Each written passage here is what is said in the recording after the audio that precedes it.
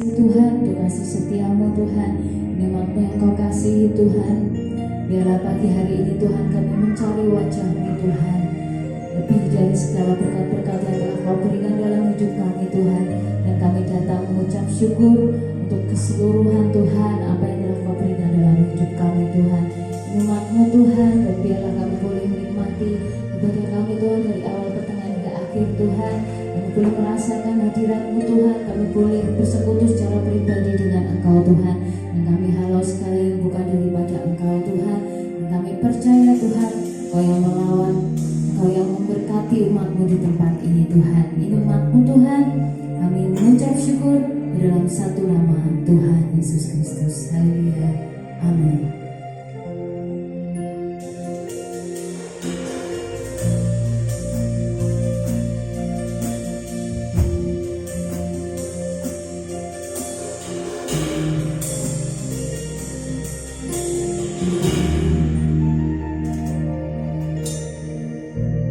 Bapakku datang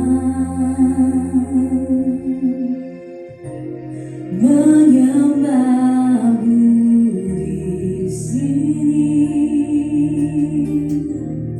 Ku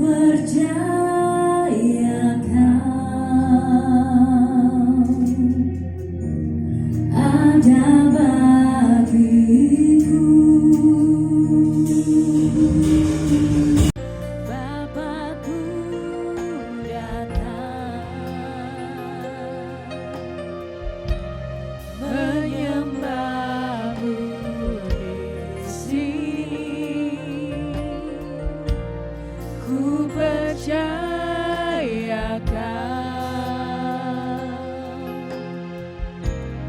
ada bagiku.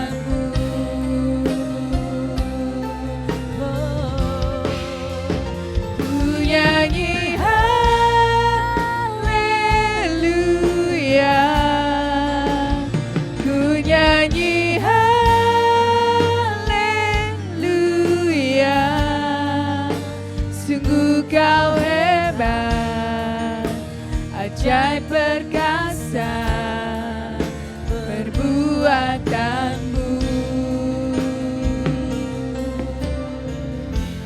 di hidupku.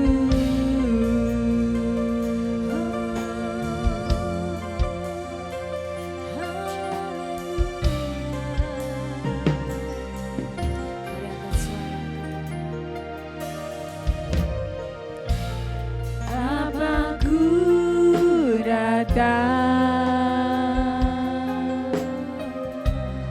menyembahmu di sini.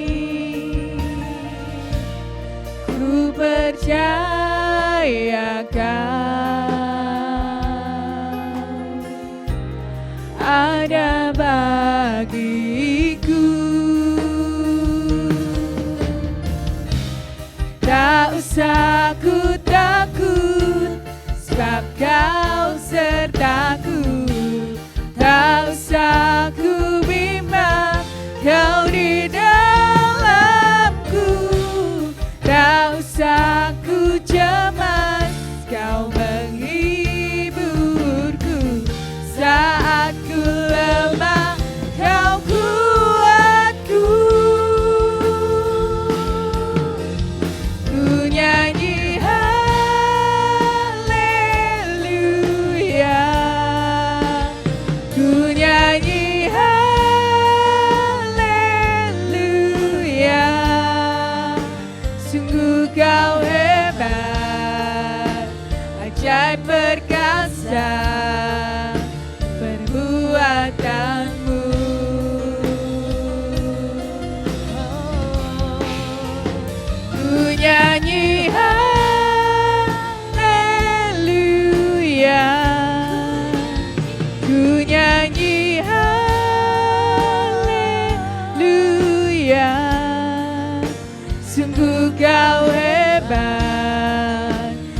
ajaib perkasa perbuatanmu.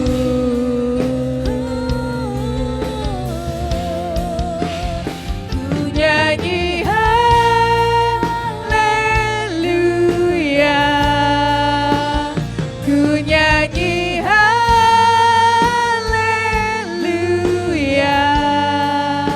sungguh kau hebat, ajaib perkasa perbuatanmu. Di hidupku,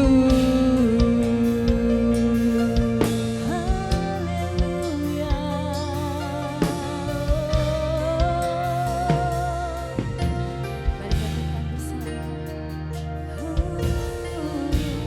Bapakku datang menyembahmu di sini. Ku percayakan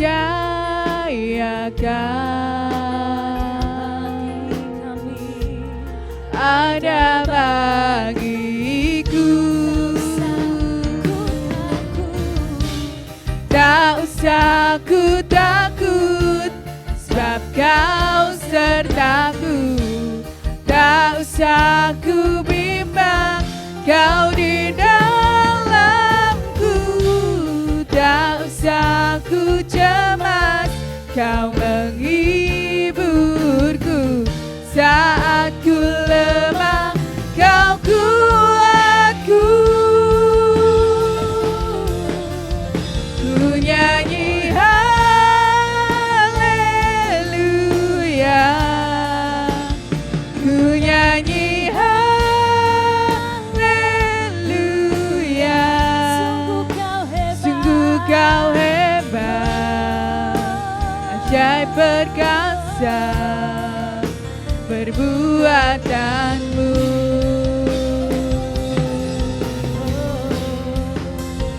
Ku nyanyi haleluya, ku nyanyi haleluya. Sungguh kau hebat, ajaib perkasa perbuatanmu.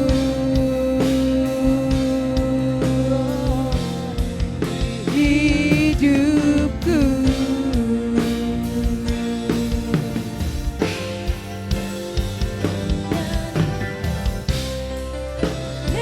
haleluya, ku nyanyi haleluya.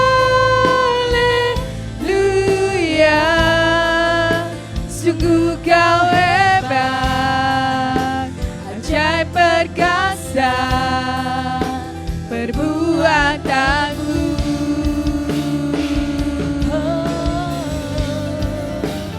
Ku nyanyi haleluya,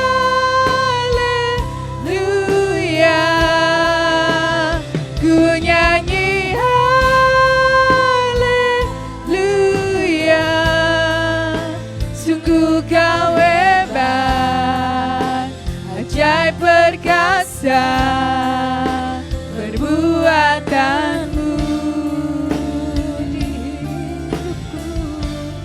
Di hidupku, sungguh kau hebat, ajaib perkasa perbuatanmu. Di hidupku,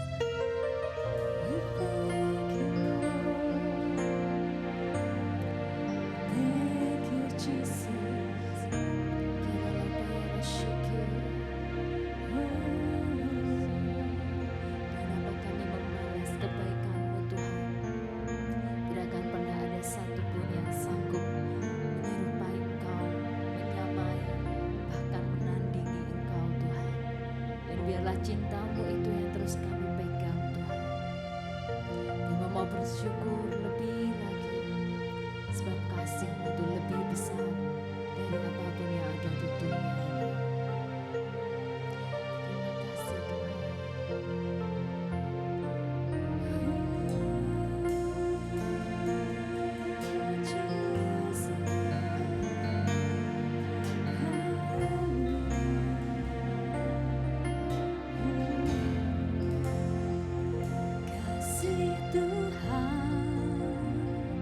Sungguh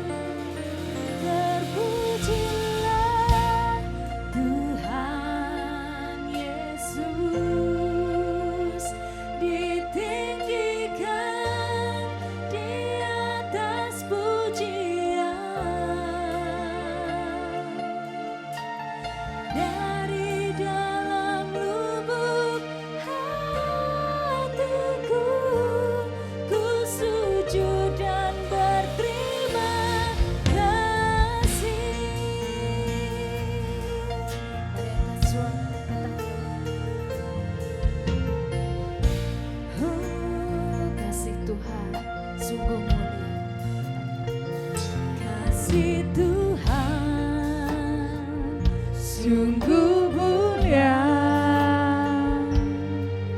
tulus dan sempurna mengasihiku. Pengorbanan di Kalvari, sungguh berharga, Kau tebus dosaku. Terpujilah Tuhan Yesus, ditinggikan di atas pujian.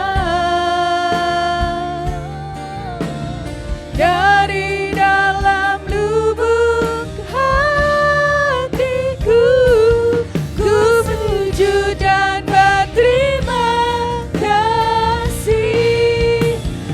Terpujilah Tuhan Yesus, ditinggikan di atas pujian. Dari dalam lubuk hatiku, ku sujud dan berterima kasih. Mari sekali lagi katakan, Kasih Tuhan bersyarat, seperti cinta yang ada di dunia, selalu memberi lebih dari yang layak ku terima di hidupku. Terpujilah Tuhan Yesus, ditinggikan di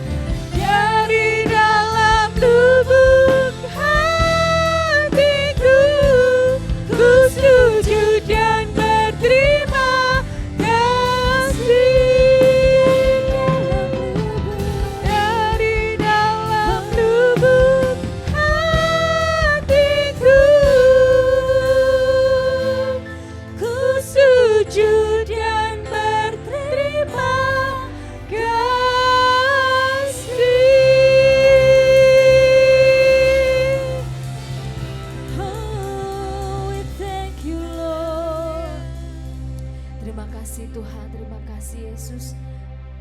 Biarlah kasih setiamu itu Tuhan yang terus membawa kami semakin lebih lagi di dalam Engkau Tuhan. Terima kasih Tuhan, ini umat-Mu yang Kau kasih Tuhan. Kita mau bersuka cita di dalam satu nama Tuhan Yesus Kristus. Yang siap bersuka cita katakan amin. Shalom. Coba berikan salam kanan kiri muka belakang, katakan shalom.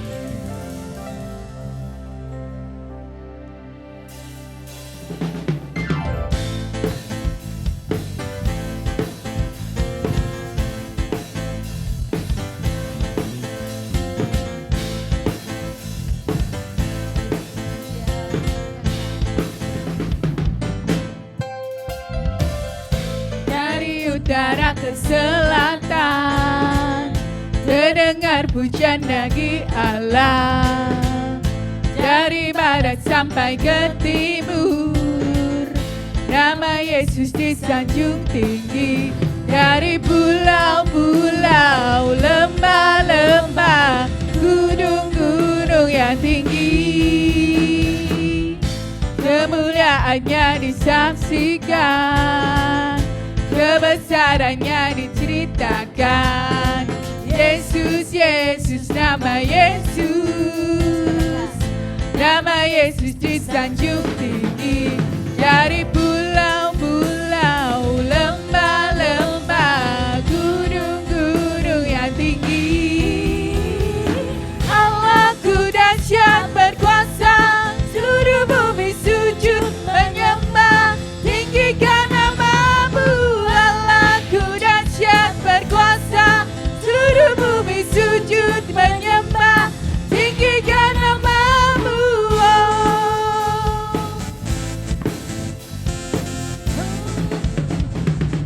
Katakan. Dari utara ke selatan, terdengar pujian bagi Allah. Dari barat sampai ke timur, nama Yesus disanjung tinggi. Dari pulau-pulau, lembah-lembah, gunung-gunung yang tinggi, kemuliaannya disaksikan, kebesarannya diceritakan. Yesus, Yesus, nama Yesus, nama Yesus disanjung tinggi. Dari pulau-pulau, lembah-lembah, gunung-gunung yang tinggi, Allahku dahsyat berkuasa, seluruh bumi sujud menyembah, tinggikan nama-Mu. Allahku dahsyat berkuasa, seluruh bumi sujud menyembah, tinggikan nama-Mu. Allahku dahsyat berkuasa, seluruh bumi sujud menyembah, tinggikan nama-Mu. Allahku dahsyat berkuasa, seluruh bumi sujud menyembah, tinggikan nama-Mu. Allahku dahsyat berkuasa, seluruh bumi sujud menyembah, tinggikan nama-Mu. Allahku dahsyat berkuasa, seluruh bumi sujud menyembah, tinggikan nama-Mu. Allahku dahsyat berkuasa, seluruh bumi sujud menyembah, tinggikan nama-Mu. Allahku dahsyat berkuasa, seluruh bumi sujud menyembah, tinggikan nama-Mu. Tinggikan nama-Mu. Tinggikan nama-Mu. Mari beri sorak-sorai untuk nama Tuhan. Siapa percaya kita punya Allah yang dahsyat, lambaikan tangan. Mari beri sorak-sorai untuk nama Tuhan Yesus. Haleluya. Kita mau bangkit bersama dengan Tuhan, lebih lagi dengan kekuatannya. Amin.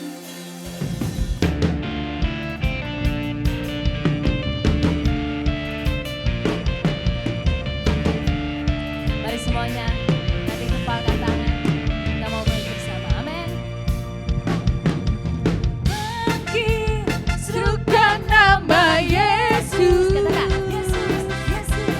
Maju kuasanya. Kita buat iblis gemetar, kalahkan tipu dayanya dengan kuasa namanya. Bangkit, serukan nama Yesus. Yesus maju, nyatakan kuasanya. Kita buat iblis gemetar, kalahkan tipu dayanya dengan kuasa namanya. Nama Yesus, menara yang kuat. Nama Yesus, kota benteng yang teguh. Nama Yesus, kalahkan semua musuh. Nama Yesus di atas segalanya.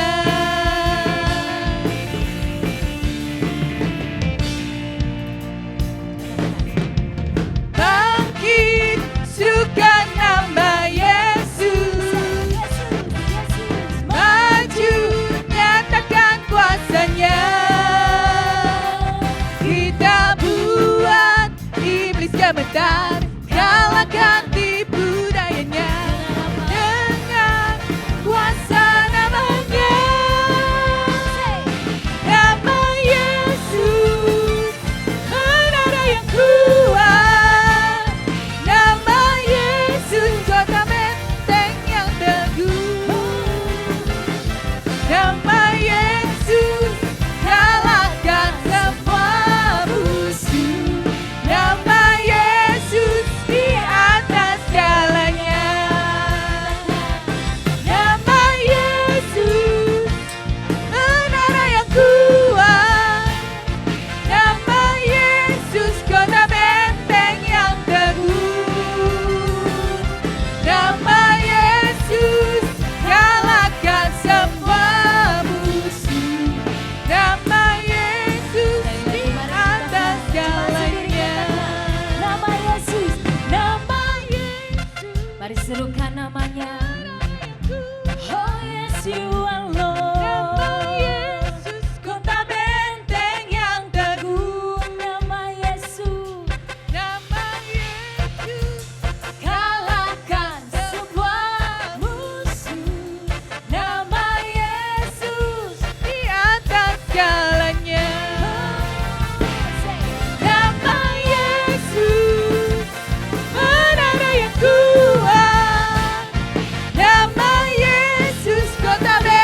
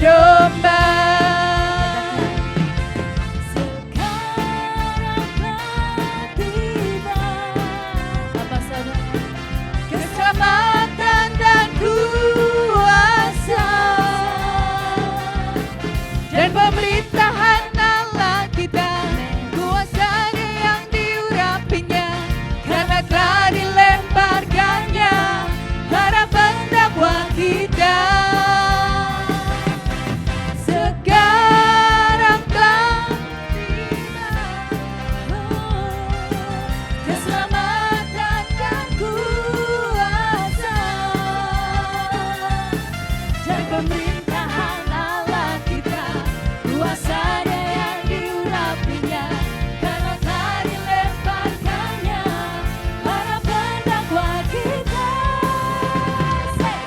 Oleh domba, oleh siapa? Oleh kesaksian kita. Iblis dikalahkan, kuasanya dihancurkan oleh darah anak. Mari jemaat sendiri katakan, oleh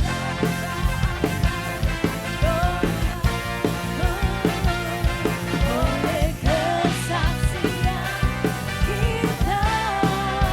Amin. Iblis dikalahkan, kuasanya dihancurkan oleh darah anak domba. Oleh apa? Oleh darah anak domba. Oleh darah anak domba. Mari beri sorak-sorai untuk nama Tuhan. Siapa percaya kita umat yang diselamatkan dan diberkati dengan luar biasa. Amin. Sebelum duduk mari berikan jabat tangan kanan kiri muka belakang, katakan, aku diselamatkan, aku diberkati. Amin. Silakan duduk kembali saudara yang kasih Tuhan.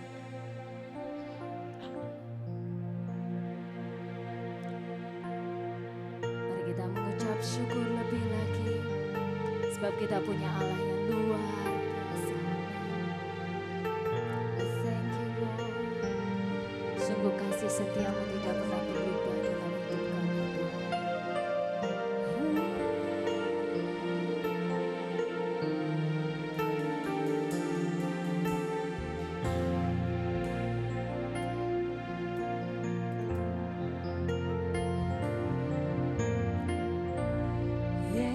Yesusku, penyelamatku, tiada yang seperti Engkau.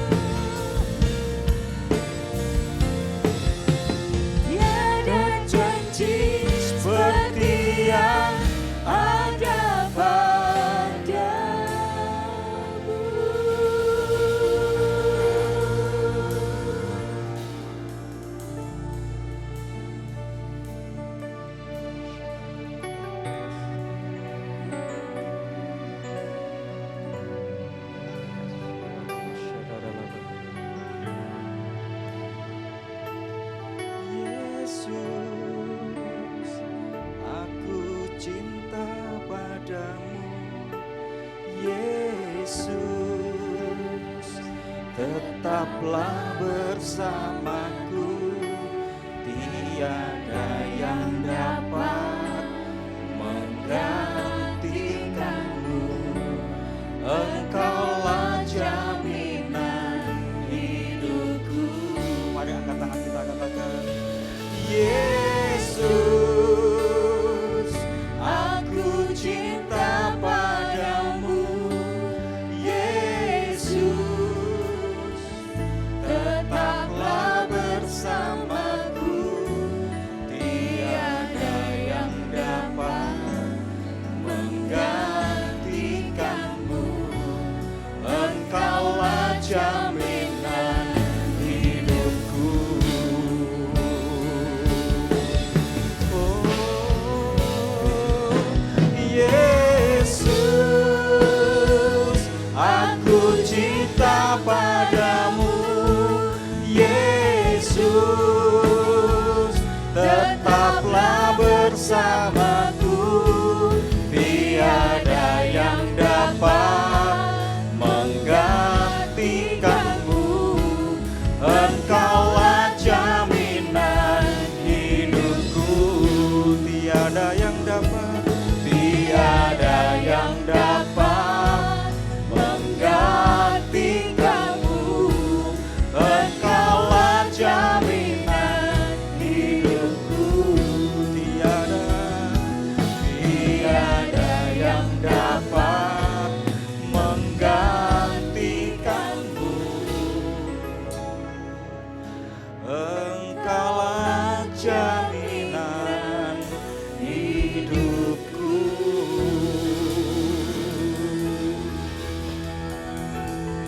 Sungguh Engkau yang kami cinta Tuhan.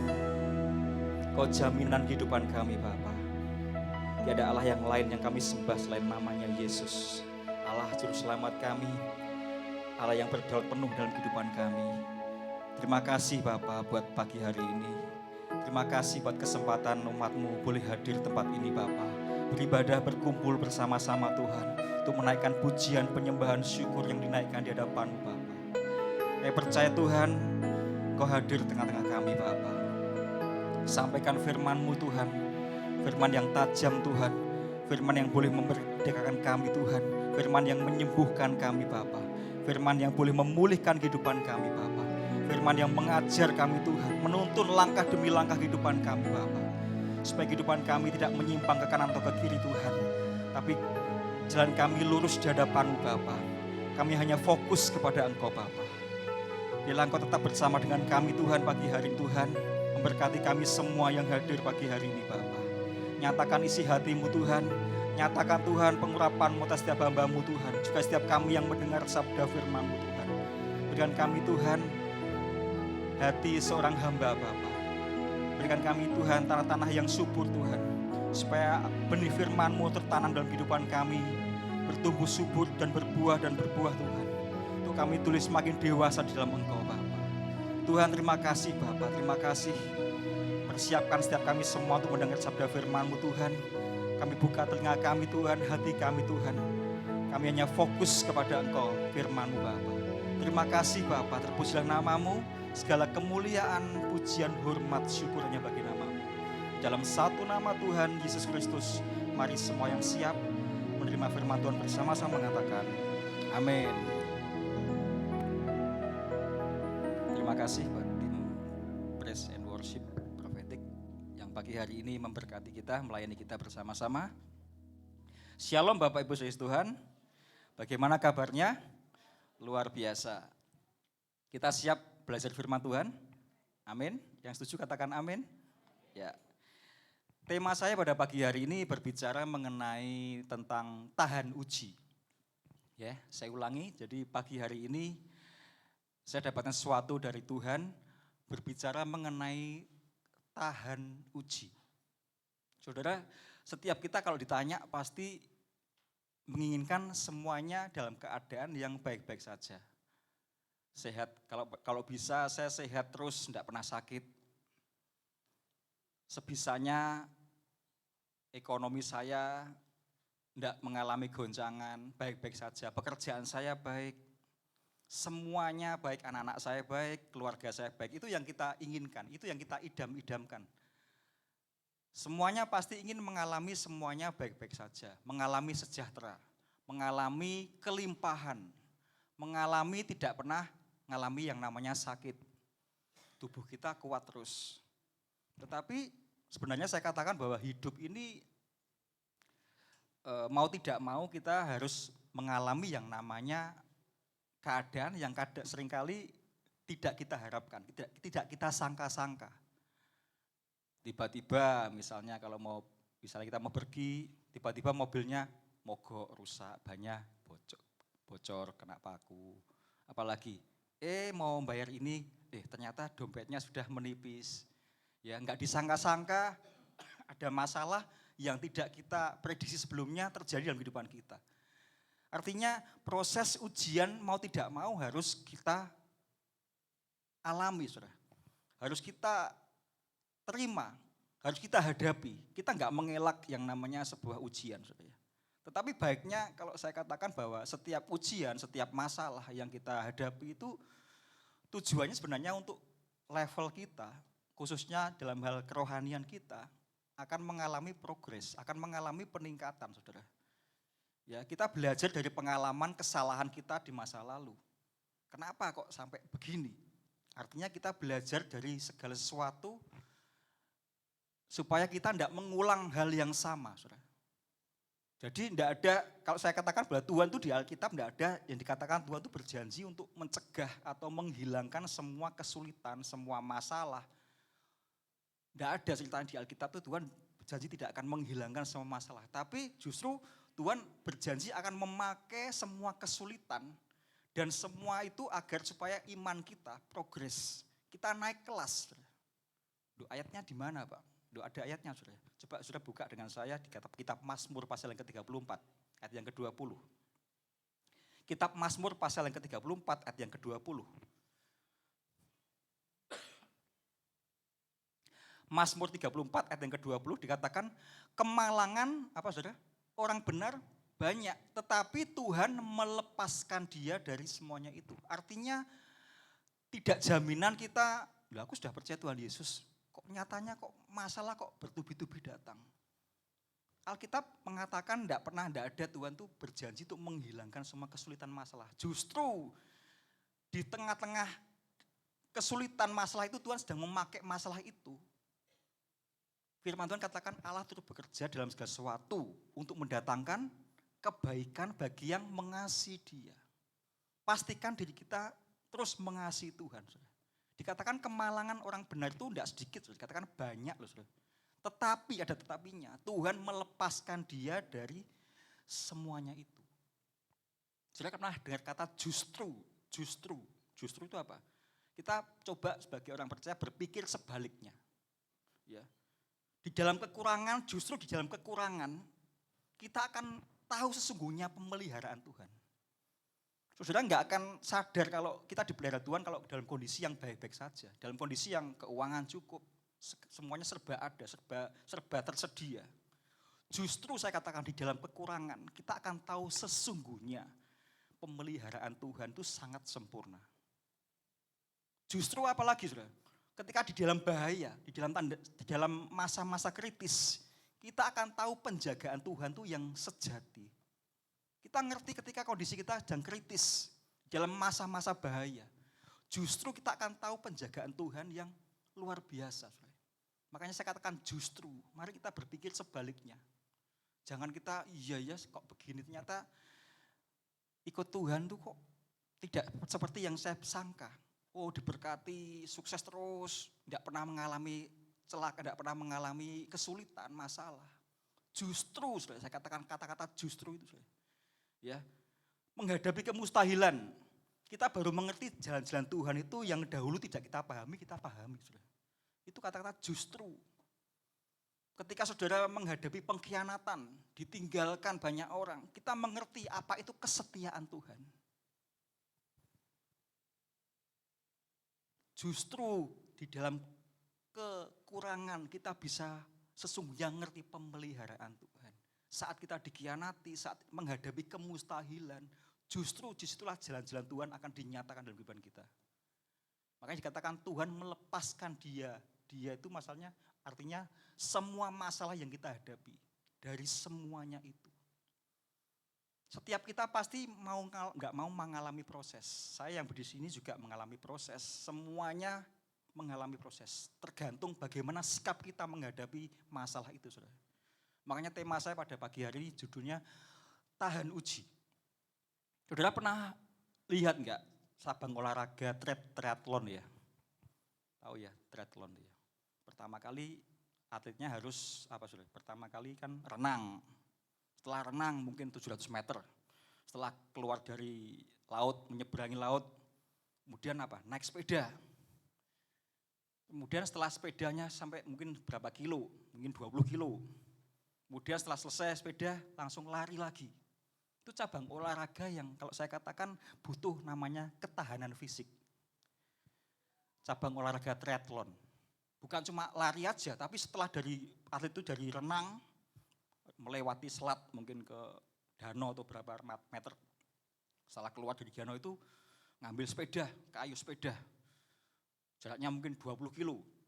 Setelah naik sepeda 20 kilo, terus lagi belum selesai. Harus lari maraton, mungkin berapa kilo? Mungkin bisa 10 kilo atau 30 kilo. Dibutuhkan ketahanan fisik, sama dengan kehidupan orang percaya. Hari-hari ini kita perlu yang namanya ketahanan fisik dalam pengertian tentang ketahanan rohani kita. Mengingat seperti yang sudah dinubuatkan Alkitab, dikatakan dalam kitab 2 Timotius 3, saudara sudah seringkali dibacakan ayat ini. Judulnya kan kondisi manusia di akhir zaman. 2 Timotius 3 ayat pertama sampai 9 kalau nggak salah ya. Nanti kita akan buka ya. Jadi saya katakan bahwa bagaimana supaya kita bisa atlet triathlon tadi bagaimana bisa tetap bertahan. Ya kuncinya dibutuhkan apa saudara? Kekuatan. Ya, kekuatan dari mana? Dari latihan setiap hari. Kalau boleh saya katakan masalah demi masalah yang kita hadapi itu sebuah latihan setiap hari. Supaya kita semakin bergantung kepada Tuhan. Supaya kita semakin dekat sama Tuhan. Bukan justru sebaliknya kita lari dari masalah. Banyak hari-hari ini orang lari dari masalah. Tidak selesai dengan keluarganya, dia lari minggat, bahkan bisa-bisa dia tidak berani menghadapi masalah yang dihadapi, bunuh diri. Beberapa waktu yang lalu kita dikejutkan dengan satu keluarga yang loncat dari apartemen. Ya, saya tidak tahu motifnya apa, saya tidak ngikuti ya, saya ngikuti awal aja. Mungkin juga soal keuangan, saudara. Kok ya nemennya, ya kok ya tega-teganya semua keluarga yang diajak untuk mati bersama, saudara. Ya, ini artinya orang yang nggak berani menghadapi kehidupan, kenyataan. Kita sebagai orang percaya jangan dikatakan orang yang pecundang. Orang yang pecundang itu orang yang tidak berani menghadapi risiko atau masalah yang kita hadapi, saudara. Ya, dibutuhkan ketekunan. Coba kita buka kitab Roma pasal yang kelima, ayat yang keempat. Kitab Roma pasal yang kelima, ayat yang keempat. Dikatakan, dan ketekunan itu menimbulkan apa, saudara? Bisa ketemu ayatnya, Roma 5 ayat yang keempat. Ketekunan menimbulkan tahan uji, dan tahan uji menimbulkan pengharapan. Ternyata saya coba bandingkan dengan terjemahan yang lain bahasa Inggris itu, tahan uji itu berbicara mengenai karakter. Ternyata tahan uji, karakter yang, salah satu karakter kita bagaimana supaya kita memiliki karakter yang baik itu yaitu tahan uji. Diterjemahkan karakter itu, tahan uji itu karakter. And endurance, karakter, and character, hope. Ya, tahan uji menimbulkan pengharapan. Kalau sudah punya terjemahan NET, ya, New English Translation itu dikatakan and endurance, karakter, and character, hope. Ya, jadi tahan uji itu berbicara juga mengenai karakter. Bagaimana karakter kita akan diuji ketika kita menghadapi yang namanya masalah. Dibutuhkan kekuatan, saudara. Tadi atlet triathlon tadi, kenapa kok bisa kuat? Karena setiap hari dia harus latihan. Tidak mungkin orang langsung bertanding di 3 cabang olahraga yang berbeda. Mulai dari renang, dari lari, dari naik sepeda. Itu kalau enggak tahan, ketahanan fisiknya, dia sampai mungkin cuma renang aja. suruh lari lagi, suruh naik sepeda, tidak mungkin. Begitu juga rohani kita, saudara. Kita bagaimana kita bertumbuh, saudara. Kadang-kadang kita fokusnya hanya, ayo kita bertumbuh. Ya, saya percaya gini, saudara. Jadi orang sehat itu pasti bertumbuh. Kita kejar sehatnya, saudara. Rohani Anda sehat itu pasti bertumbuh. Gak ada orang yang sehat, orang yang gak sehat itu gak bertumbuh. Saudara. Cirinya orang sehat itu pasti bertumbuh. Gak ada kita mulai dari bayi terus saja, gak bisa gede-gede, itu gak sehat namanya. Sesuatu yang sehat itu pasti bertumbuh, katakan amin. Kita kejar sehatnya, saudara. Hari-hari ini kita butuh yang namanya kesehatan rohani kita. Bagaimana supaya hidup kita sehat? Mau enggak mau kita banyak mensuplai yang namanya firman Tuhan. Firman Tuhan itu sepertinya logos, sudah mati. Tapi kalau sudah baca, sudah akan nanti mendapatkan yang namanya rema. Rema itu apa, saudara? Sesuatu yang hidup. Saya di tab saya ini, saya setiap pagi saya tulis setiap saya ada catatan saya pribadi, rema hari ini. Setiap saya baca itu selalu saya dapatkan satu ayat. Saya kumpulkan seperti orang mengumpulkan remah-remah itu. Ketika menghadapi sesuatu hal, saya ingat, oh iya ayat ini. Banyak orang katakan, loh aku kok enggak ingat ayatnya. Lah, pertanyaannya lah, sudah baca apa enggak? Orang ingat tuh pernah melalui, pernah melewati, pernah melihat, mungkin pernah membaca, itu orang ingat. Bagaimana kita diingatkan Roh Kudus kalau kita enggak pernah membaca satupun ayat firman Tuhan.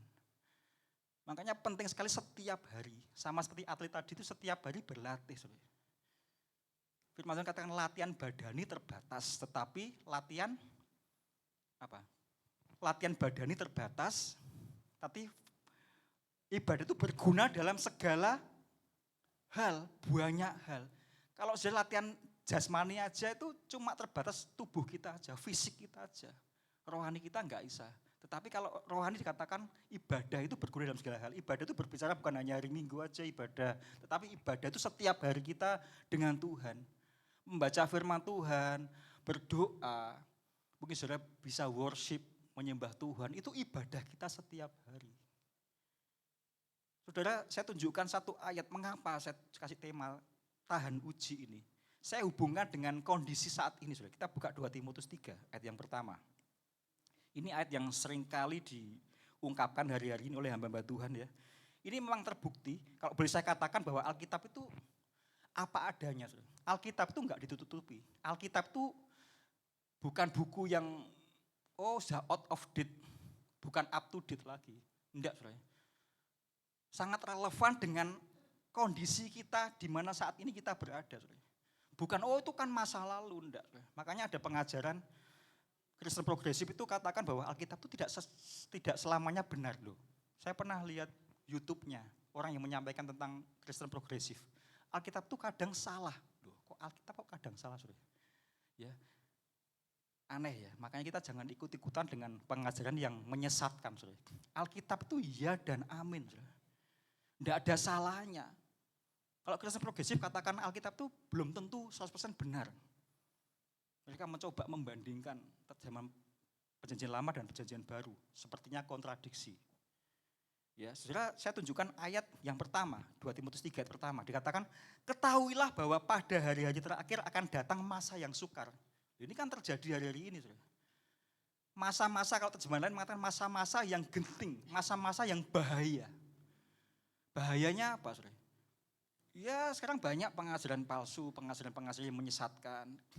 Banyak orang-orang yang, apalagi, masa-masa yang sukar, kondisi ekonomi sukar, banyak persaingan-persaingan yang seringkali sikut sana sikut sini, ya, tidak peduli teman disikat. Ini khususnya bicara soal juga pekerjaan, mungkin di perusahaan, di kantor, ya, supaya kita bisa naik pangkat, kita sikut sana, kita apalagi berkhianat dan sebagainya. Tapi saya tunjukkan ayat yang ketiga langsung, ayat yang ketiga. Salah satunya apa? Tidak tahu mengasihi, tidak mau berdamai, suka menjelekkan orang, tidak dapat mengekang diri garang, tidak suka yang baik. Banyak orang tidak tahu mengasihi, saudara. Kemudian juga dikatakan tidak mau berdamai, sukanya ribut, perang, tidak terima. suka menjelekkan orang. Nah ini saudara. Bukan hanya di luaran tapi juga di gereja pun kalau sudah orangnya pahit, mungkin lagi masalah, saling menjelekkan. Ini kondisi yang terjadi hari-hari ini saudara. Manusia bersaing, bahkan dikatakan tidak dapat mengekang diri. Nah ini bicara soal keinginan saudara. Manusia itu keinginannya tanpa batas saudara. Saya ingat pada waktu kemarin Paskah itu saya merenungkan tentang Getsemani saudara. Pribadi saya, Getsemani. Di Alkitab tuh ada taman, 2 taman saudara. Sepanjang saya tahu tuh saya bandingkan taman Eden dan taman Getsemani saudara. Adam yang pertama itu dosanya karena apa? Keinginan saudara. Karena dia ingin menyamai Tuhan. Makanya manusia kalau nggak dikekang keinginannya, bahaya saudara. Adam diusir dari taman Eden. Bayangkan Adam di Eden itu kan Eden tidak ada sakit penyakit, tidak ada gempa, tidak ada apa lagi. Semuanya serba cukup. Manusia pertama diciptakan itu untuk menikmati Eden.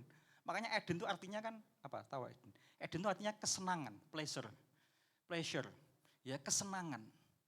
Bayangkan di tempat yang semuanya serba ada, masih aja manusia yang pertama tuh keinginannya tuh, pengen menyamai seperti Tuhan. Tapi kita bandingkan bagaimana Yesus di Taman Getsemani. Sampai dia berdoa 3 kali. Kalau bisa lalukan cawan ini daripada aku. Dia tidak memberikan keinginannya, tapi dia menyerahkan segala keinginannya, kemauannya. Kalau bisa jangan sampai cawan penderitaan ini saya minum.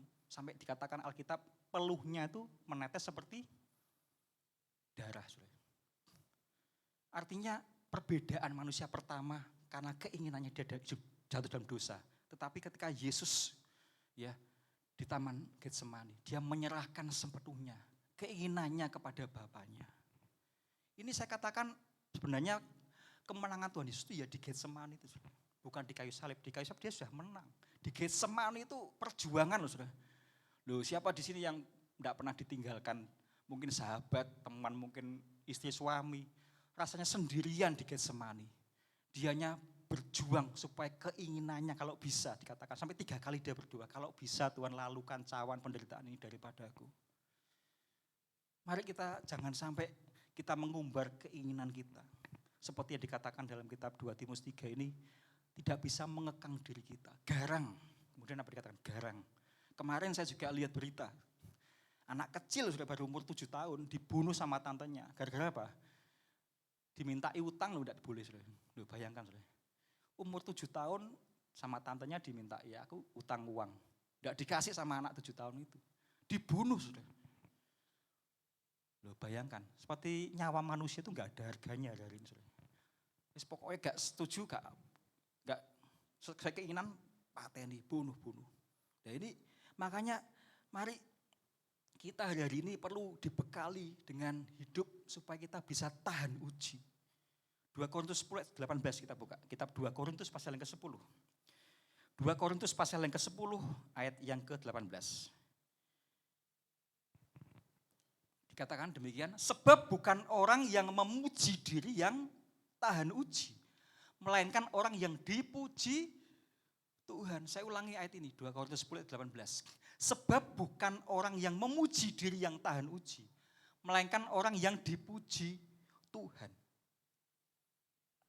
Ternyata sederhana saudara. Kalau bicara soal tahan uji, apa toh Pak tahan uji itu? Ya gampangannya tahan uji itu tahan terhadap ujian dan sudah terbukti kualitasnya. Itu namanya tahan uji. Tahan uji itu gimana? Tahan terhadap sebuah ujian dan sudah terbukti kualitasnya. Orang dikatakan, oh kamu belum tahan uji. Lah kok bisa? Lah kamu belum diuji kok. Kamu belum terbukti kok. Kadang-kadang orang setia, baru sebulan belum dikatakan setia, saudara. Setia berbicara juga mengenai waktu. Bagaimana dalam kurun waktu itu dia tetap gak mempertahankan kesetiaannya. Kerajinannya bagaimana? Jangan dikatakan, oh baru 2 tahun. Belum tentu tuh dia setia, saudara. Sampai selesai itu baru setia, saudara. Makanya Rasul katakan, aku mengakhiri pertandingan yang baik.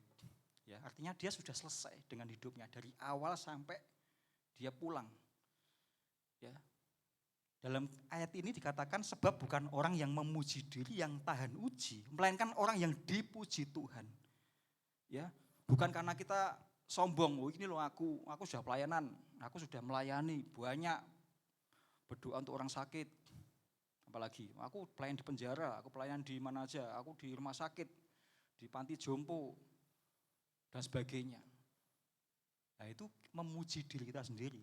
Tetapi memuji dari Tuhan itu memang tidak kelihatan. Saudara. Nanti saya tunjukkan contohnya. Saudara.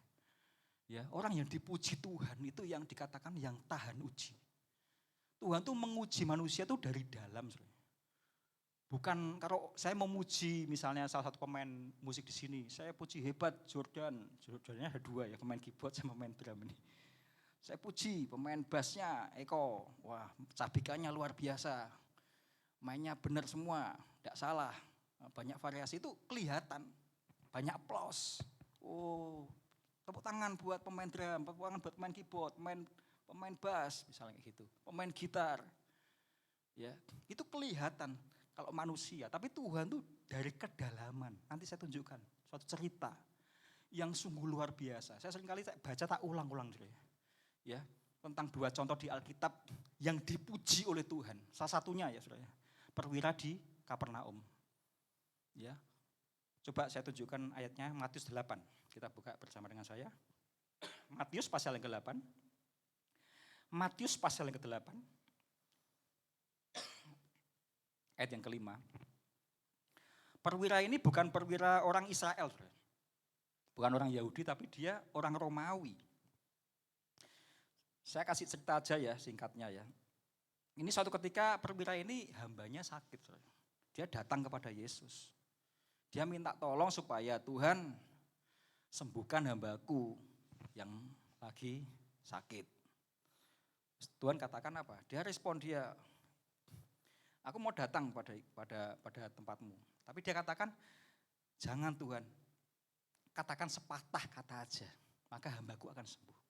Dia merasa enggak layak, perwira di Kapernaum ini. Sampai dikatakan, Tuhan mengatakan demikian, ayat yang ke-10. Setelah Yesus mendengar hal itu, heranlah Yesus dan berkata kepada mereka yang mengikutinya, aku berkata kepadamu, sesungguhnya iman sebesar ini tidak pernah aku jumpai pada seorang pun di antara orang Israel. Jadi Yesus ini bukan memuji seseorang itu karena sukunya, karena rasnya, karena negaranya, enggak. Karena melihat imannya bagaimana dia percaya perkataan Yesus. Perwira di Kapernaum itu cuma mengatakan aku ini enggak layak, aku ini juga bawahan. Di bawahku juga ada seorang prajurit. Ya. Makanya Tuhan katakan iman sebesar perwira ini tidak pernah aku jumpai di seluruh Israel. Ingat saudara, perwira ini bukan orang Israel, saudara. Orang Romawi. Tetapi ini yang saya katakan tadi dipuji Tuhan dari dalam hatinya. Karena kerendahan hatinya perwira ini, saudara. Sampai Tuhan katakan tidak pernah aku jumpai iman seperti orang ini di antara orang Israel. Hari-hari ini banyak orang yang saya katakan terjungkal. Ya terjungkal itu dalam petik terjungkal itu ya sudah kandas. Imannya kandas. Gara-gara apa saja. Bisa uang, bisa kedudukan, bisa pelayanan. Kecewa dengan gereja, dengan hamba Tuhan. Tinggalkan Tuhan. Karena apa? Karena yaitu tidak tahan uji. Tidak tahan uji. Mari saudara, kalau mungkin hari-hari ini kita sedang, aku sakit kok belum sembuh ya. Aku kok belum pulih 100%. Tetaplah percaya perkataan Tuhan. Seperti tentara Romawi ini dikatakan perwira di Kapernaum ini. Ya. Dia hanya katakan sepatah kata aja katakan Tuhan. Maka hambaku akan sembuh. Contoh yang kedua saudara. Kita buka dalam Injil Matius pasal yang ke-15. Matius pasal yang ke-15 ayat yang ke-21. Judulnya perempuan Kanaan yang percaya. Ini juga sama, dia bukan orang percaya, dia bukan orang Tirus Sidon, dia bukan orang Yahudi. Ya, dia aslinya dari Tirus Sidon itu dari tempat penyembahan berhala, dewa Molok itu di Sidon ini, Tirus Sidon ini. Tetapi dikatakan ketika pada waktu dia anaknya kerasukan setan, dia dengan dikatakan Alkitab ayat yang ke-22, maka datanglah seorang perempuan Kanaan dari daerah itu dan berseru, "Kasihanilah aku ya Tuhan, anak Daud, karena anakku perempuan kerasukan setan dan sangat menderita." Ada suatu kebutuhan yang mendesak yang dialami oleh perempuan Kanaan ini. Kebutuhannya apa? Anaknya kerasukan setan dan minta supaya dilepaskan. Dia ketemu Tuhan Yesus. Tetapi dari cerita narasi ini saya baca sepertinya kok sesuatu yang janggal. Coba ayat yang ke-23. Dikatakan apa? Tetapi Yesus sama sekali tidak apa saudara? Menjawabnya. Saya ulangi ya, tetapi Yesus sama sekali tidak menjawabnya. Lalu murid-muridnya datang dan meminta kepadanya, "Suruhlah ia pergi, ia mengikut kita dengan berteriak-teriak." Saudara, ini sesuatu yang aneh. Ya. Loh, Tuhan tuh kan membuat mujizat, benar enggak? Tuhan tuh di mana aja, misal dia diam-diam datang ke suatu daerah tuh enggak rahasia lagi. Orang sudah tahu. Datang, oh ada Yesus datang tanpa pemberitaan. Di mana Yesus ada itu mesti orang berkumpul. Enggak tahu kebutuhannya sakit, kebutuhannya kerasukan setan, kebutuhannya macam-macam. Orang buta, orang timpang, itu datang kepada Yesus. Dan Yesus selalu menyembuhkan. Ada di sini yang katakan Yesus enggak menyembuhkan. Keluarga Lazarus saja sudah hampir mati, dia datang pada keluarga Lazarus dan disembuhkan. Meskipun secara manusia sudah jadi bangkai, 3 hari sudah mati, sudah terlambat. Tetapi Yesus datang. Artinya Yesus kan mau peduli. Tetapi dari narasi ini saya lihat, saya baca sama sekali tidak menjawabnya. Yesus sama sekali tidak menjawabnya, lalu muridnya datang. Nah ini ada suatu perbedaan. Jadi ketika perempuan ini datang kepada Tuhan dan berteriak-teriak, "Tuhan tolong, Tuhan tolong, anak Daud kasihanilah aku, kasihanilah aku." Murid-muridnya salah sangka dengan diamnya Tuhan Yesus itu dikiranya murid-muridnya Tuhan benci sama perempuan Kanaan ini, saudara. Nanti kita ikuti cerita ini, saudara. Ya, sampai muridnya ngomong sama Tuhan Yesus, "Tuhan, apa perlu tak usir wanita ini?" Ngerameni, kalau bahasa tak tambah lagi itu ngerameni, ribut aja. Kan kalau saya ilustrasikan, kalau saya coba gambarkan suasana pada waktu itu kan bagaimana orang butuh itu kan memohon-mohon. Kalau sudah mungkin butuh sesuatu pada orang lain kan pasti memohon-mohon. Bisa dengan rengean, mungkin tangisan, atau bengok-bengok. Bukai pintu, misalnya kekunci gitu kan.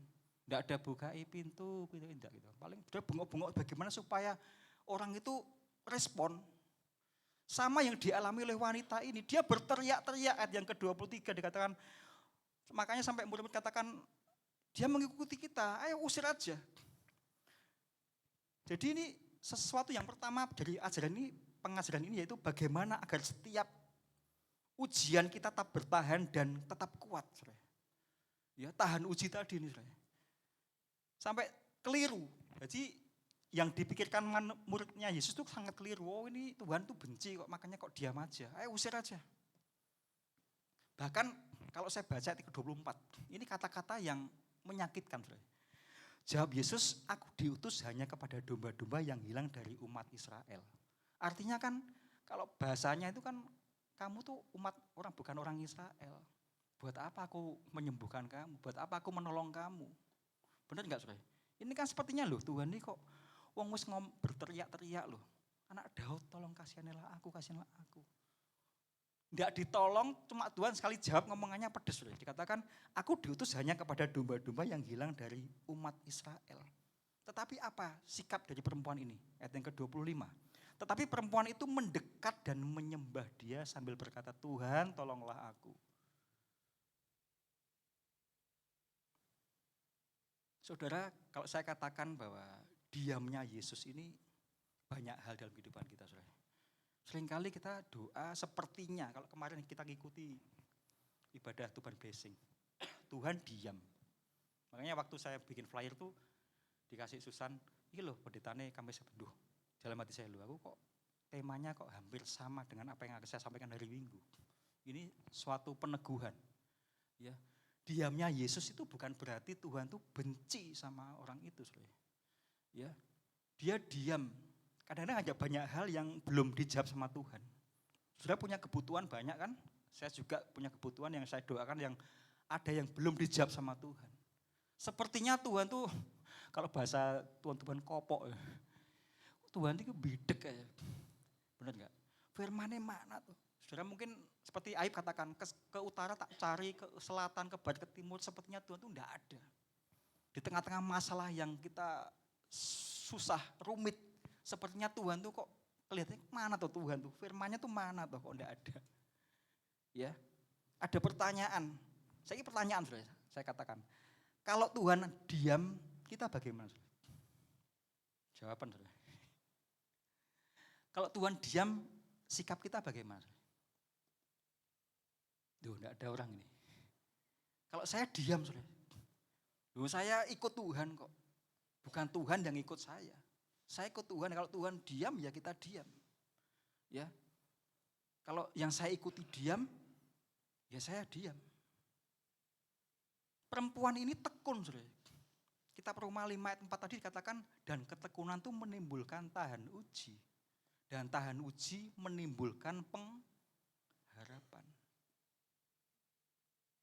Memang diam itu enggak gampang. Siapa yang di sini lomba diam? Ada di TV sudah beberapa waktu yang lalu saya lihat di Jogja kalau nggak salah. Lomba diam. Berapa hari itu diam sudah. Ada lomba diam. Gak ngomong. Tapi ada yang kalah, ada yang menang sudah. Lomba diam. Memang ternyata diam itu juga nggak gampang loh sudah. Mengingat apa sudah? Dunia ini serba pengennya cepat. Tanpa proses kalau bisa cepat kaya. Pelayanan kalau bisa sukses. Bisnis kalau bisa enggak ada masalah. Berhasil terus. Gereja cepat besar. Buka gereja langsung banyak jiwa. Meskipun itu jiwa-jiwanya orang ditarik semua. Ya, yang penting pokoknya banyak. Ya. Kalau saya katakan diam itu sebenarnya mengalahkan kesombongan kita. Diam itu mengalahkan keegoisan kita. Diam itu mengalahkan kegelisahan kita. Alkitab katakan bahwa dalam tinggal tenang dan percaya apa saudara? Terletak kekuatanmu. Coba buka Yesaya 30. Memang diam kelihatannya gampang. Sementara orang lihat, loh kok sudah berhasil ya? Kita bingung. Loh, itu kok sudah sukses ya? Kita perlu diam. Coba Yesaya pasal 30. Ayat yang ke-15. Ini kan tema kita. Yesaya 30, 15. Yesaya 30 ayat yang ke-15. Dikatakan apa saudara? Sebab beginilah firman Tuhan Allah yang Maha Kudus Allah Israel. Dengan bertobat dan tinggal diam kamu akan diselamatkan. Dalam tinggal tenang dan percaya terletak kekuatanmu. Ternyata kekuatan kita tuh datang ketika kita tinggal tenang dan percaya. Ayat ini jelas sudah dikatakan. Dalam tinggal tenang dan percaya terletak kekuatanmu. Konteksnya dari ayat ini sebenarnya orang Yahudi itu sebenarnya berbicara mengenai keselamatan itu bukan percaya Yesus selamat, enggak, tapi berbicara keselamatan itu berbicara juga mengenai kemakmuran, kesejahteraan. Kita bisa mengalami sejahtera ketika kita bertobat dan tinggal diam. Diam bukan berarti pasif. Diam kita percaya bahwa Tuhan terus bekerja. Kadang kita ingin jadi Tuhan. Ada istilah let God be God. Biarkan Tuhan jadi Tuhan. Ya. Jangan kita seperti seolah-olah kita jadi Tuhan. Jadi pahlawan. Mari kita belajar mempercayai setiap firman. Kekuatan itu datang ketika kita berani tinggal tenang dan percaya. Katakan amin. Ya, dikatakan tinggal tenang dan percaya terletak kekuatanmu. Makanya tenang. Hari ini kalau kita sedang mengalami yang tanda petik masa inkubasi. Masa inkubasi itu ya seperti gambarannya ulat jadi kepompong. Ya, belum jadi kupu-kupu. Saudara kalau coba kepompong ulat yang sudah jadi kepompong itu saudara berusaha untuk membantu membuka.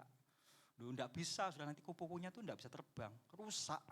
Saya dulu waktu masa kalau enggak salah SMP kalau SD ya, itu di laboratorium itu sedang menganalisa tentang kepompong, kupu-kupu, ulat itu saudara. Ya. Saya coba buka pakai pinset itu ya, kepompongnya, tak pengen lihat. Ya enggak jadi saudara, mati saudara. Belum waktunya kok. Kadang doa-doa kita sebenarnya belum waktunya, kita pengen segera cepat. Tunggu waktunya Tuhan. Makanya kita nanti bisa dikatakan bisa terbang, artinya kita bisa menjadi orang yang sangat indah. Ya, dari ulat ke pompong itu masa-masa yang perlu ketenangan, perlu diam sejenak, berminggu-minggu mungkin. Jadi kupu-kupu bisa terbang, warnanya indah, dilihat indah, bukan lagi di bawah. Kalau ulat kan di bawah dan merusak tanaman, makan daun-daunan. Tapi kupu-kupu itu bisa terbang, sayapnya indah. Mari oleh sebab itu kita perlu dikatakan kitab Petrus 4 ayat ke-7, 1 Petrus 4 ayat 7. Kesudahan segala sesuatu coba kita buka ya, 1 Petrus 4 ayat yang ke-7. 1 Petrus 4 ayat yang ke-7. Dikatakan kesudahan segala sesuatu sudah dekat, karena itu kuasailah dirimu dan jadilah tenang supaya kamu dapat berdoa. Mari jadilah orang yang tenang. Tenang itu bukan berbicara tenang, oh aku tak nyepi di pojokan sana, tenang. Tenang bukan berbicara soal tempat, saudara. Tapi kedalaman hati kita itu. Tenang enggak hati kita? Saudara mungkin waktu di tempat sepi, belum tentu saudara tenang. Di tempat sini ramai kan banyak orang, bisa saudara tenang. Jiwa kita tenang. Kita enggak gopoh dengan mungkin masalah kita yang begitu banyak. Sakit penyakit yang membuat kita tuh sepertinya tidak lagi percaya sama firman Tuhan yang bisa menyembuhkan. Kalau saya katakan gini saudara, percaya Tuhan itu bukan berarti kita tidak pernah khawatir. Tetapi tidak membiarkan kekhawatiran itu menguasai kehidupan kita. Percaya Tuhan bukan berarti saudara tidak pernah khawatir. Tetapi tidak membiarkan kekhawatiran itu menguasai kehidupan kita. Makanya dikatakan percaya itu terletak kekuatanmu. Yesaya 30 sangat jelas sekali. Coba terusannya, coba Yesaya tadi, kembali ke Yesaya tadi. Yesaya 30 ayat yang ke-16 sekarang. Dikatakan apa? Kamu berkata, bukan kami mau naik kuda dan lari cepat. Kadang-kadang kita stres ya, dengan keadaan saat ini. Kita nggak bisa mengimbangi kecepatan di dunia ini. Kok serba cepat ya? Mungkin pekerjaan harus ada deadline-nya. Sampai-sampai kita lupa makan. Orang yang sudah bekerja lupa makan akhirnya apa? Jatuh sakit. Tidak bisa mengelola tubuh kita. Dikatakan, aku berkata bukan kami mau naik kuda dan lari cepat. Dan dikatakan, maka kamu akan lari dan lenyap. Katamu pula, kami mau mengendarai kuda tangkas, maka para pengejarmu akan lebih tangkas lagi. Kita sepertinya tidak bisa berbuat apa-apa dengan kecepatan dunia ini. Kita stres, bagaimana ya kok tambah semakin cepat. Dikatakan juga demikian apa? Ayat ke-17. 1000 orang akan lari melihat ancaman satu orang. Loh, satu orang aja loh bisa mengancam 1000 orang. 1000 orang akan lari melihat ancaman satu orang. Sudah mendengar berita-berita yang negatif. Ada perang, ada varian penyakit yang baru. Kita sudah bingung, lari ketakutan. Beberapa waktu lalu kita kan pernah dengar istilah panic buying. Ya, oh ini kebutuhan sudah tidak ada, susu sudah langka, gula langka. Bahkan saya pernah ngalami waktu di Samudra. Saya nggak sengaja lihat di counter bagian minyak sama gula tuh, orang rebutan, ketakutan. Mungkin waduh nggak ada lagi gula, nggak ada lagi minyak, rebutan. Diambil aja, harganya padahal itu sangat tinggi waktu itu. Ya, terjadi panic buying. Ya, orang bingung. Panik, wes kalau enggak beli ini nanti kita enggak bisa bagaimana. Artinya ini seperti ini sudah, 1000 orang akan lari melihat ancaman satu orang. Berita-berita yang menakutkan, kita takut. Padahal cuma satu berita itu belum tentu kebenaran. Sudah. Ya, sembako naik, varian penyakit. Apalagi barang-barang naik, dolar naik, semuanya mahal. Kita bingung. Sudah. Mari kita Tuhan ajari pagi hari ini supaya kita tenang dan percaya. Itu kekuatan kita, saudara. Kembali ke tadi, saudara. Contohnya tadi perempuan tadi, saudara. Ketika Tuhan katakan, aku cuma menyembuhkan, aku cuma kembali coba ke tadi Matius berapa? 15 tadi ya. Dikatakan ayat yang ke-24. Aku diutus hanya kepada domba-domba yang hilang dari umat Israel. Kemudian ayat yang ke-29, tetapi tak ulang lagi ya, 25, sorry. Matius 15, 25. Tetapi perempuan itu mendekat dan menyembah dan dia sambil berkata, Tuhan tolonglah aku. Ini berbicara mengenai dia menyembah. Ada kerendahan hati, saudara. Ya, dia punya humble. Dia merasa dia bahwa kalau dia menyembah Tuhan, seperti proskuneo, saudara. Saudara kalau tahu dengar istilah proskuneo, itu seperti seekor anjing yang menjilat kepada tangan tuannya. Menyembah. Ini lebih keras lagi pernyataan Yesus, ayat ke-26. Tetapi Yesus menjawab, tidak patut mengambil roti yang disediakan bagi anak-anak dan melemparkannya kepada anjing. Loh, perempuan ini disamakan sama seperti Yesus, dengan Yesus seperti anjing. Sudah pernah enggak ditolak? Pernah enggak kita diremehkan orang? Pernah enggak kita dikata-katai yang enggak enak sama orang? Dikatakan seperti anjing. Enggak patut mengambil roti yang khusus untuk anak-anak dan melemparkannya kepada anjing. Loh, dari perkataan ini aja sangat pedas ini, tetapi bagaimana sikap perempuan tadi itu? Ayat yang ke-27 dikatakan, kata perempuan itu benar Tuhan, namun anjing itu makan remah-remah yang jatuh dari meja tuannya. Dan dikatakan maka Yesus menjawab dan berkata kepada wanita itu, hai ibu, besar imanmu, maka jadilah kepadamu seperti yang kau kehendaki. Dan seketika itu juga anaknya sembuh. Ini mengajarkan kita bagaimana ketika kita terjadi penolakan dalam kehidupan kita. Saudara ditolak, saudara dikata-katai, saudara enggak dianggap. Awalnya enggak dianggap, Tuhan diam 1000 kata. Bahkan murid-muridnya menganggap salah, persepsi yang salah. Tuhan benci sama wanita itu. Tetapi wanita itu tersungkur dikatakan. Ada kerendahan hati. Reaksi yang tidak salah pada perempuan ini. Dia terus mengikuti Yesus. Dia proskuneo, dia menyembah kepada Tuhan. Ini yang dikatakan Tuhan memuji kedalaman hati wanita itu. Ya, karena Tuhan tahu kalau sekedar menyembuhkan seperti membalik tangan, saudara. Bagi Tuhan menyembuhkan kerasukan setan, melepaskan kerasukan setan gampang, saudara. Tetapi Tuhan tahu di wanita ini kan wanita Sirofenisia, bukan orang Israel. Dia mungkin kembali ke daerahnya, dia bisa punya kekuatan dari dalam. Ya. Imannya dia teguh, enggak nanti dia menghadapi realita. Ketika dia tidak berada lagi dekat Yesus, dia kembali ke daerahnya, bagaimana dia. Makanya kalau sehari-hari ini Tuhan mungkin sedang sepertinya diam, sepertinya tidak ada apa-apa.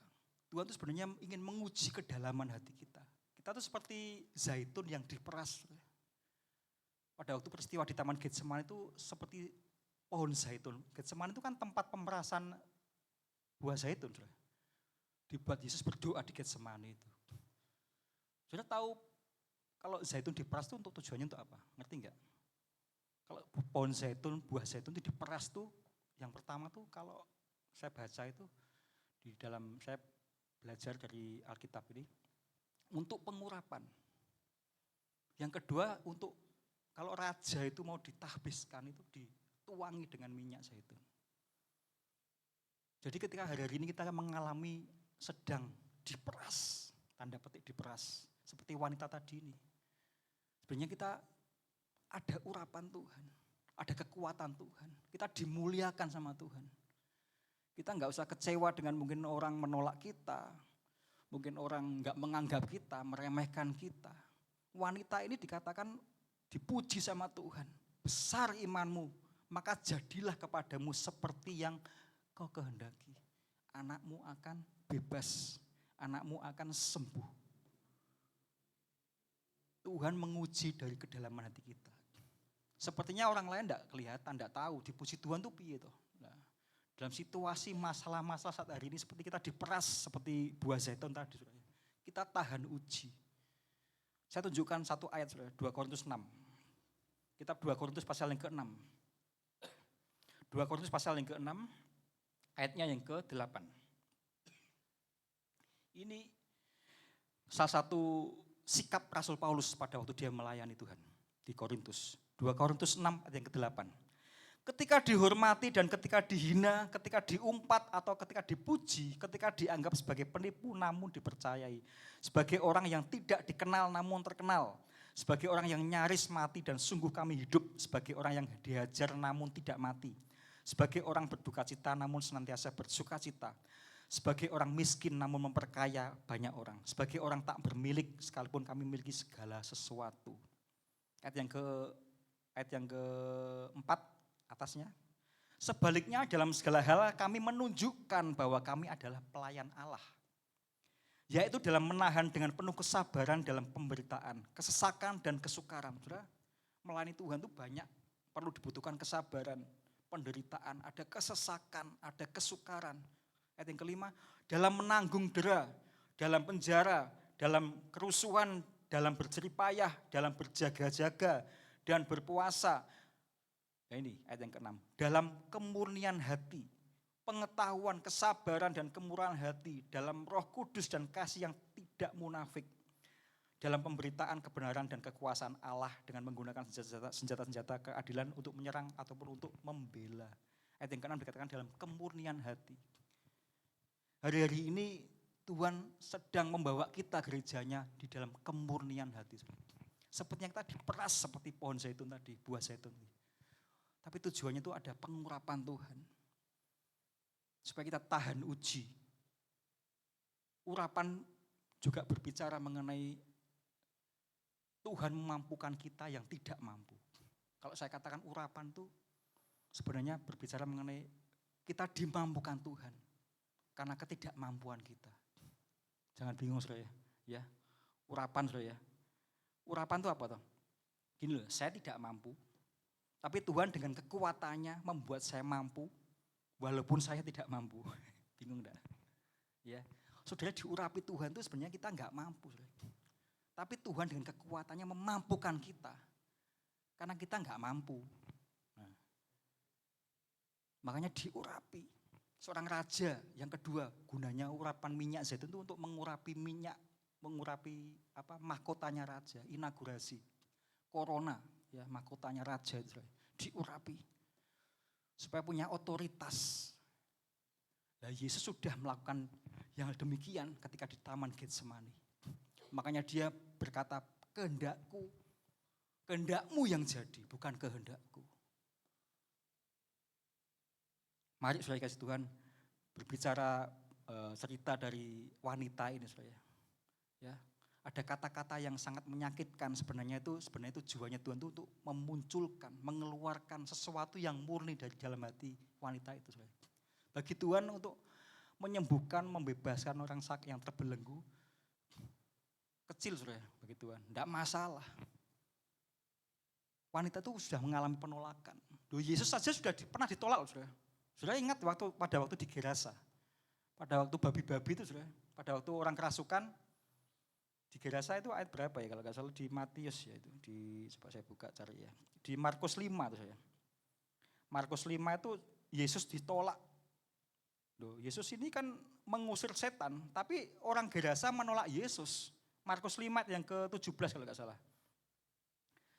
Markus 5 ya ini kan ceritanya pada waktu itu kan ada orang yang kerasukan setan, roh jahat, orang Gerasa. Tuhan lepaskan dan roh jahat itu ke babi-babi, enggak tahu kenapa kok babi ya, kok bukan kuda atau kambing atau apa soalnya. Ke babi-babi itu. Siang malam dikatakan mereka berteriak-teriak sambil memukuli dirinya dengan batu. Coba ayat yang ke-17. Nah ini loh, Tuhan aja pernah ditolak saudara. Kita kalau ditolak gimana saudara reaksi kita? Lalu mereka mendesak Yesus supaya ia meninggalkan darah mereka. Loh, padahal Tuhan sudah membuat mujizat, membebaskan orang yang kerasukan setan. Setannya gemetar,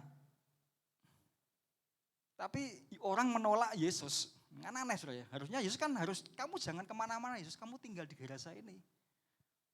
Diusir sama orang-orang di Gerasa itu. Artinya kita tuh juga mengalami seperti yang dialami oleh Yesus saudara. Di dunia ini sudah jatuh orang yang banyak penuh dengan penolakan. Kalau enggak kaya, kita enggak punya teman, apalagi. Enggak punya kedudukan, enggak punya pangkat, enggak punya skill. Kita enggak ada di tempat-tempat yang terhormat. Ditolak, kalau enggak cantik, enggak ganteng. Nah, kita diremehkan. Orang sakit aja juga ada kasta-kastanya, Saudara. Ya benar enggak, Saudara? BPJS itu kan ada kasta-kastanya. Nomor satu, apa? Kelas 1, kelas 2, kelas 3. Loh itu aja dibedakan loh dunia, Saudara. Kita tuh sedang ada dalam dunia yang penuh dengan penolakan. Oleh sebab itu mari ketika ada reaksi kita ditolak itu bagaimana sikap kita. Kita jangan marah, kita jangan kecewa, kita jangan mundur. Ayo maju terus. Yesus saja pernah ditolak. Fase-fase yang sangat berat yang dialami oleh wanita ini, fase penghinaan. Masihkah dia bertahan? Ataukah dia justru mengeluarkan kemurnian hatinya? Dia tersungkur wanita itu, Saudara. Yesus anak Daud, tolonglah aku. Makanya Tuhan puji, besar imanmu wanita, besar imanmu ibu, maka anakmu akan sembuh. Loh, luar biasa Saudara. Mari Saudara pada pagi hari ini, jadilah zaitun yang diperas. Karena roh Tuhan ada dalam kehidupan kita. Supaya kita penuh dengan pengurapan, punya otoritas, hati kita murni lagi. Melayani karena kemurnian hati. Bukan karena dipuji orang, wah semangat aku dipuji jemaat. Wah tenanan aku. Loh jemaatnya kok saiki maine fals-fals nyanyi ini saenake. Persiapan lagu saenake. Mari Saudara kasih Tuhan pada pagi hari ini. Seperti pujian tadi saya katakan, Yesus aku cinta padamu. Tetaplah bersamaku. Tiada yang dapat menggantikanmu. Engkaulah jaminan hidupku. Jadilah Tuhan sebagai jaminan kehidupan kita. Meskipun tantangan, penolakan, hal-hal yang diremehkan orang, hal-hal yang disalah mengerti sama orang lain, tetaplah jadilah zaitun yang diperas. Saya undang pemain musik, singer song leader. Mari sekali lagi saya undang bangkit berdiri Bapak Ibu Saudara Tuhan. Saya selesai dengan firman pada pagi hari ini. Ada waktu mari kita bersama-sama untuk kita worship, kita menyembah Tuhan. Kita minta pengurapan Tuhan pagi hari ini. Mengingat hari-hari ini dunia dengan segala keinginannya. Dikatakan keangkuhan hidup, keinginan mata, keinginan daging. Itu yang menghambat kita untuk lebih lagi setia mengenal sama Tuhan. Tadi ya. Saya undang bangkit berdiri Bapak Ibu Saudara Tuhan. Mari kita renungkan firman Tuhan pagi hari ini. Kita minta kekuatan Tuhan supaya hidup kita tahan uji. Supaya kita di masa-masa sulit, masa-masa sukar hari-hari ini tetap kita punya ketahanan rohani kita. Saudara pasti mau bertumbuh rohani kita. Orang yang sehat itu pasti bertumbuh. Mari kita kejar sehat, minta rohani kita sehat. Jangan sampai rohani kita sakit. Tubuh boleh sakit, tetapi rohani kita kalau sehat, ada kekuatan yang baru dalam hidup kita. Yesus, aku cinta padamu. Yesus, tetaplah bersamaku. Tiada yang dapat menggantikanmu. Engkaulah jaminan hidupku. Yesus, Yesus, aku cinta padamu. Yesus, tetaplah bersamaku. Tiada yang dapat menggantikanmu. Engkaulah jaminan hidupku. Oh, Yesus, aku cinta padamu. Yesus, tetaplah bersama.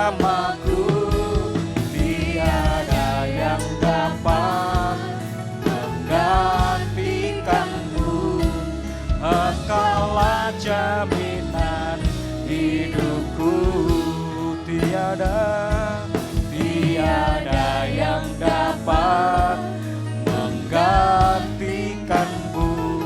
Engkaulah jaminan hidupku, tiada yang dapat menggantikanmu. Engkaulah jaminan hidupku. Mari sembah Tuhan. Haleluya. Oh Tuhan, Engkau baik. Tuhan, Engkau baik. Oh haleluya. Oh haleluya. Yesus, ku sembah Kau, ku sembah Kau, tinggikan namamu. Haleluya. Oh,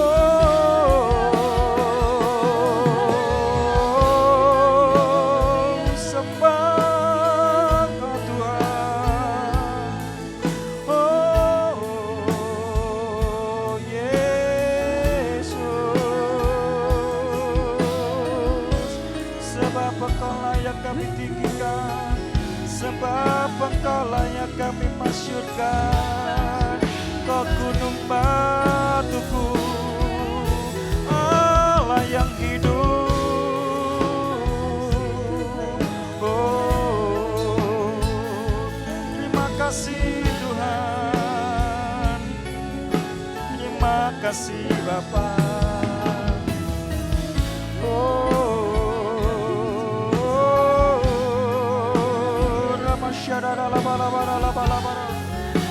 Minta pengurapan-Mu Tuhan pagi hari ini Tuhan. Minta pengurapan-Mu yang baru Tuhan. Tuhan kuatkan kami Tuhan. Jadikan kami tahan uji Tuhan. Jadikan kami umat yang berkemenangan Tuhan.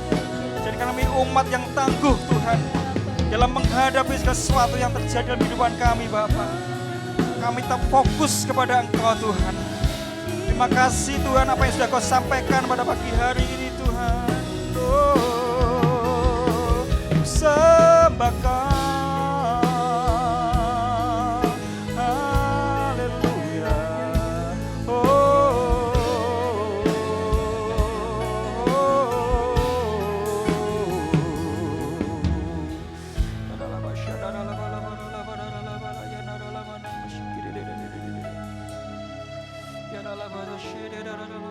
Kuatkan umat-Mu Tuhan. Dalam proses demi proses akan kami terus hadapi Tuhan. Tapi mata kami tetap tertuju kepada kekekalan Tuhan. Kami sadar Tuhan perjalanan kami tidak gampang Tuhan. Tuhan kuatkan kami untuk tetap berjalan makin lama makin kuat menghadap Tuhan di Sion.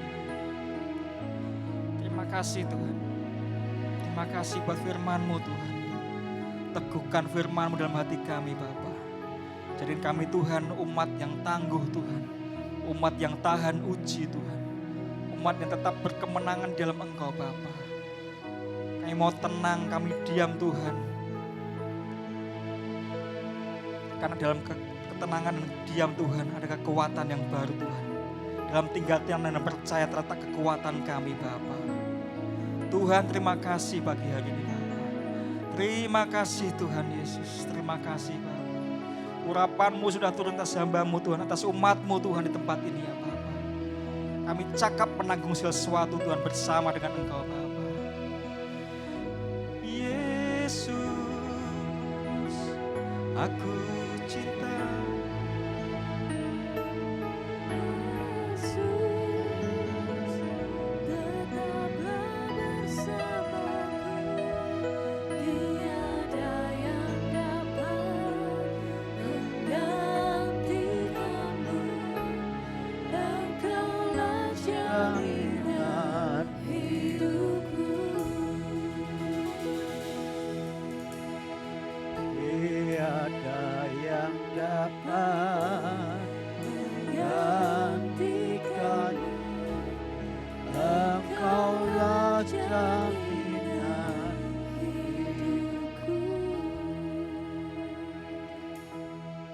Sidang jemaat dipersilakan duduk kembali. Saudara yang dikasihi oleh Tuhan, mari kita tangkap pesan Tuhan di pagi hari ini. Bahwasanya masa-masa yang sukar, yang tidak mungkin tidak dihadapi dan dialami oleh setiap pribadi. Namun satu perkara, kita tahu bahwa persoalan maupun halangan rintangan hidup itu membuat kita mengalami kesengsaraan. Namun justru lewat kesengsaraan itulah akan menimbulkan yang namanya ketekunan. Ketika kita sadar bahwa lewat kesengsaraan itu Tuhan akan membuat kita ini tekun, tetap percaya bahwa Yesus itu adalah penanggung jawab hidup kita. Maka lewat ketekunan, saudara dan saya pasti akan memiliki pengharapan yang pasti. Pengharapan yang pasti yang dimaksud adalah untuk merubah, memperbaharui, dan membuat sesuatu yang buruk menjadi baik. Oleh karena itu, pagi hari ini kalau kita sungguh-sungguh mempercayakan diri kita kepada firman Tuhan, maka saudara dan saya pasti akan menjadi sosok yang tangguh. Mari kita sikapi hidup ini adalah sebuah perjalanan yang harus kita lewati, dan di dalam perjalanan ini memerlukan sebuah proses seperti tadi yang diilustrasikan, masa-masa yang sukar itu ibarat seperti kita dalam kepompong yang Tuhan akan ubahkan menjadi kupu-kupu yang indah. Mari kita satukan hati kita berdoa. Bapa, dalam nama Tuhan Yesus, kami sungguh amat sangat merindukan penyertaan dan pemeliharaanmu, perlindunganmu, dan tunjukkanlah jalan agar supaya setiap kami tidak mengalami seperti bangsa Israel yang berputar-putar, mengalami kesengsaraan yang tidak ada akhirnya. Oleh karena itu, melalui pertemuan minggu pagi hari ini, firman-Mu telah mengajarkan kepada kami untuk tetap menjadi sosok yang tangguh menghadapi segala bentuk penderitaan. Lewat penderitaan justru akan menimbulkan ketekunan. Dan ketekunan itu yang akan membawa kami untuk memiliki pengharapan yang pasti. Maka biarlah kuasa firman-Mu itu akan bekerja untuk menyatakan lewat gereja-Mu di tempat ini bahwa jemaat-Mu yang tekun di dalam ibadah, mengabdikan diri hanya kepadamu, maka mereka pasti akan mengalami seperti firman-Mu, habis gelap terbitlah terang. Badai pasti berlalu dan semuanya akan Engkau nyatakan bahwa tidak ada satupun umat-Mu yang tidak diselamatkan. Semuanya diselamatkan. Terima kasih. Kau berkati hamba-Mu yang telah menyampaikan isi hati-Mu dan limpahi dengan pewahyuan-Mu dan urapan yang baru dari Engkau, agar supaya dapat menjadi alat kemuliaan-Mu. Di dalam nama Tuhan Yesus Kristus, mari yang percaya kita sama-sama katakan amin. Amin. Tuhan Yesus memberkati.